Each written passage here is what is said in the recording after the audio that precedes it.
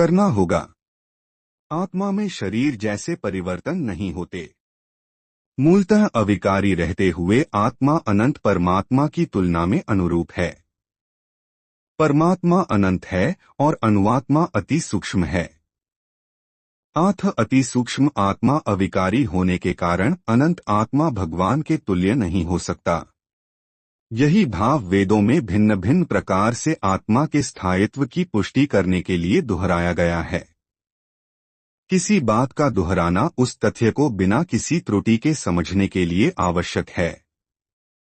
अथ चैन नित्य जातम नित्य व मन्यसे मृतम तथापि त्व महाबाहो नैन शोचितुमर्हसि 26 अथयदि फिर भी चभी एनम इस आत्मा को नित्य जातम उत्पन्न होने वाला नित्यम सदैव के लिए वा अथवा मन्य से तुम ऐसा सोचते हो मृतम मृत तथा अपि फिर भी तुम महाबाहो हे शूरवीर न कभी नहीं एनम आत्मा के विषय में शोचितुम शोक करने के लिए अर्हसि योग्य हो।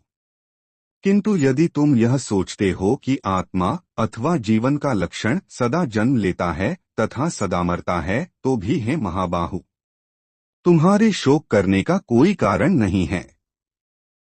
तात्पर्य सदा से दार्शनिकों का एक ऐसा वर्ग चला आ रहा है जो बौद्धों के ही समान यह नहीं मानता कि शरीर के परे भी आत्मा का स्वतंत्र अस्तित्व है।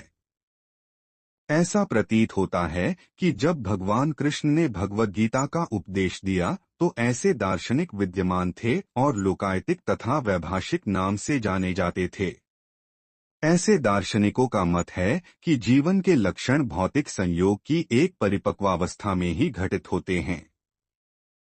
आधुनिक भौतिक विज्ञानी तथा भौतिकतावादी दार्शनिक भी ऐसा ही सोचते हैं।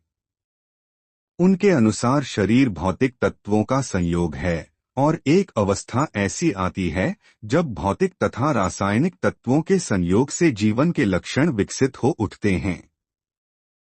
नृतत्व विज्ञान इसी दर्शन पर आधारित है। संप्रति अनेक छद्म धर्म जिनका अमेरिका में प्रचार हो रहा है इसी दर्शन का पालन करते हैं और साथ ही शून्यवादी अभक्त बौद्धों का अनुसरण करते हैं। यदि अर्जुन को आत्मा के अस्तित्व में विश्वास नहीं था जैसा कि वैभाषिक दर्शन में होता है तो भी उसके शोक करने का कोई कारण न था।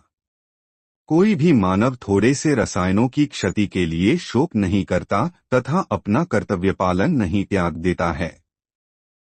दूसरी ओर आधुनिक विज्ञान तथा वैज्ञानिक युद्ध में शत्रु